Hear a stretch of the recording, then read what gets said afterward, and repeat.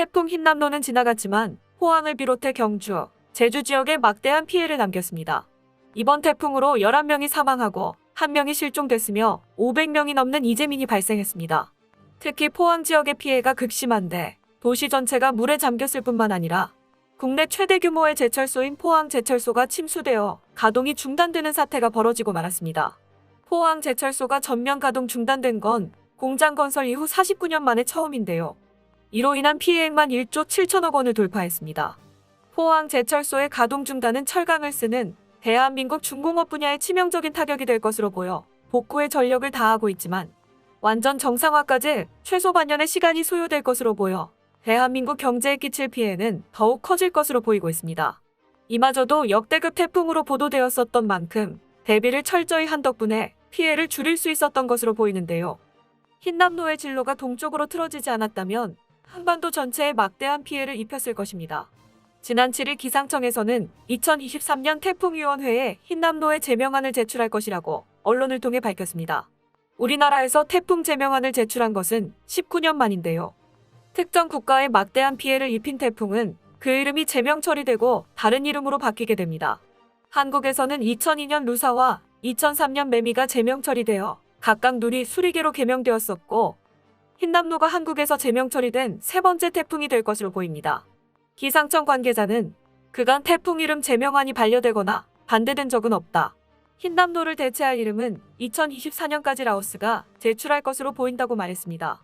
그만큼 흰남노로 인한 피해가 막심했던 것이죠. 그런데 일본 언론에서 흰남노로 인한 한국의 태풍 피해를 보도하자 이를 비웃고 하늘에 버리라고 더 큰 피해를 입었으면 한다고 한국의 저주를 퍼붓는 일본 네티즌들이 포착되어 큰 충격을 주고 있습니다. 태풍 여러분, 그런 곳을 지나가는 것은 유감이지만 최선을 다해 주십시오.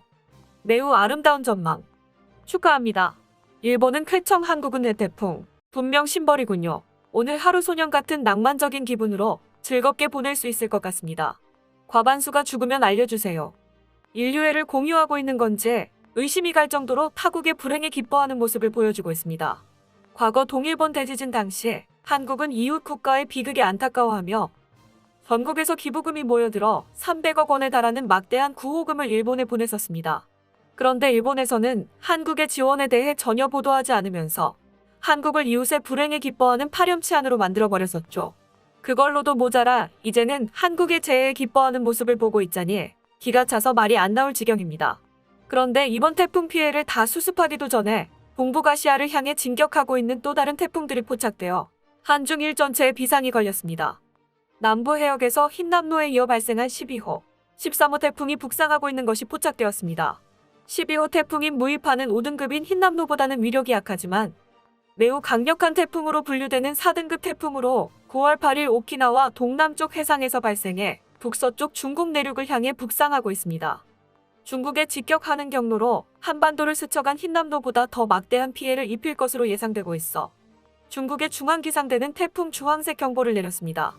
중국의 기상경보 체계는 적색, 주황색, 황색, 청색 순으로 지난 11호 태풍 흰남노 때에는 중국은 황색 경보를 발령했었습니다. 태풍 무이파는 시간당 10에서 15km의 속도로 북진해 14일 오후부터 중국 저장성 지방에 상륙할 것으로 예측되고 있습니다. 저장성은 인근 해안 항로 150개를 통제하고 모든 여객선 운항을 중단시켰습니다. 인접한 상하이시에서도 항로를 중단시키고 항공편들이 모두 취소되었습니다. 한국 역시 무이파의 영향으로 제주도 지역에 120mm 이상의 다소 많은 비가 내릴 것으로 예상되고 있습니다. 또한 남해안 등 해안가의 비와 함께 초속 15m 이상의 돌풍이 불면서 강풍특보가 내려지겠고 해상에도 풍랑특보가 내려지거나 먼바다에는 태풍특보가 내려질 가능성이 있습니다만 직접적인 태풍 영향권에는 벗어나 있다고 보고 있습니다. 13호 태풍 부르복은 현재 도쿄 동쪽 부근에서 세력을 형성하고 있는데 일본 동쪽 바다를 통해 북상할 예정으로 직접적인 영향은 끼치지 못할 것으로 예상되고 있습니다. 다행히 한반도는 이번 태풍의 직접적인 영향권에선 벗어나 있는 것으로 보여 안심할 수 있는 것 같았는데요. 갑작스러운 기상 조건의 변화로 두 태풍의 경로를 예측할 수 없게 되어버렸습니다. 12호 태풍 무이파, 13호 태풍 부르복은 각각 중국과 일본 방면으로 향할 것으로 관측되고 있었습니다. 그런데 두 개의 태풍 사이에 26호 열대저압부가 발생해 곧 14호 태풍인 남마돌이 될 수 있을 것으로 보이는데요. 남중국해에 발생한 태풍과 일본의 동쪽 태평양에 발생한 태풍이 가운데에 자리 잡은 태풍의 영향을 받는 모습을 확인할 수 있습니다. 24호 태풍 남마돌은 현재 힘을 키우며 북상할 준비를 하고 있는데요. 기상학자들은 이 남마돌로 인해 후지와라 효과가 일어날 수 있다고 우려하고 있습니다. 후지와라 효과는 소용돌이 치는 흐름 간에 발생하는 간섭 현상으로 기상학에서는 열대성 저기압이 전에서 1500km 내로 접근하게 된다면 영향을 받아 태풍의 경로가 변경되거나 큰 태풍이 작은 태풍을 잡아먹어 초대형 태풍이 되는 현상을 말합니다. 후지와라 효과의 대표적인 예시로 2012년에 한반도를 강타했던 덴빈 볼라벤 태풍이 있습니다. 당시 두 태풍 모두 한반도를 지나쳐 남중국해로 향할 것으로 보였었는데 두 태풍이 서로 간섭하여 경로가 틀어지더니 갑작스럽게 한반도를 관통하게 됐었습니다. 특히 15호 태풍 볼라벤은 16호 태풍이 될 수 있었던 열대 요란을 흡수해 규모가 매우 커진 4등급 태풍이 되어 한국에 큰 피해를 입혔었는데요. 다행히 태풍에 대한 대비가 철저했던 덕분에 규모에 비해 피해는 비교적 적을 수 있었지만 볼라벤의 풍속은 역대 7위로 기록될 만큼 강력했습니다. 이번 12호, 13호 태풍 역시 남마돌의 영향을 받아 볼라벤이 재현될 수 있다는 우려가 제기되고 있는데요. 다행히 기상학자들은 12, 13호 태풍에 어떠한 변화가 생긴다고 해도 한반도에 미칠 영향은 미미할 것으로 보고 있다고 합니다. 반면에 중국과 일본에서는 이러한 소식에 초비상이 걸린 상황입니다. 한반도를 강타한 흰남노 태풍의 위력이 상상 이상으로 강력했던 것도 근처에 발생했던 열대성 저기압을 잡아먹고 세력을 늘렸기 때문이었는데요. 12호 태풍 무이파 역시 14호 태풍 남마도를 흡수해 그 세력이 더욱 커져 흰남노에 비견되는 슈퍼태풍으로 성장하게 될 가능성이 있습니다. 또한 일본을 지나 북상할 것으로 예상되던 13호 태풍 무르봉 역시 남마돌의 영향을 받게 된다면 그 경로가 틀어질 것으로 보이는데 기상학자들은 무르복이 남마돌의 영향을 받게 된다면 일본 본토를 강타하게 될 수도 있다고 보고 있습니다. 그리고 지금은 무르복의 위력이 2등급으로 약한 태풍으로 보이지만 북상하면서 힘을 모아 얼마든지 강력한 태풍이 될 수 있기 때문에 일본에서는 초긴장 상태로 무르복의 진로를 관찰하고 있습니다. 26호 저기압부 역시 완전한 태풍으로 격상된 것이 확인되었습니다. 기상청은 오늘 새벽 3시 일본 오키나와에서 동남동으로 약 1300km 떨어진 해상에서 제14호 태풍 남마돌이 발생했다고 발표했습니다. 현재 남마돌은 최대 풍속 18m/s, 반경 230km의 소형 태풍으로 시속 13km의 속도로 움직이고 있습니다.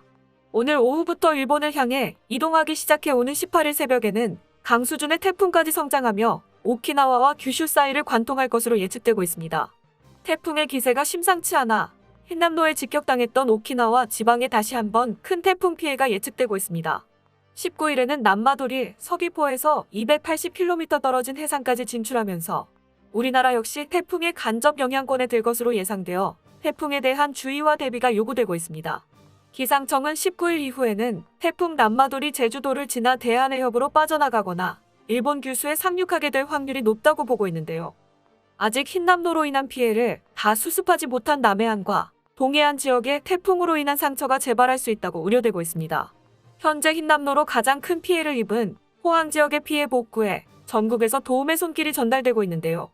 어려울수록 발휘되는 한국인의 협동심이 빛을 발하고 있습니다. 포항에 도움을 주기 위해 경북시의 20개 시군에서 800여 명의 자원봉사 공무원들이 포항으로 지원을 나와 닷새 동안 피해 복구 활동을 할 예정입니다.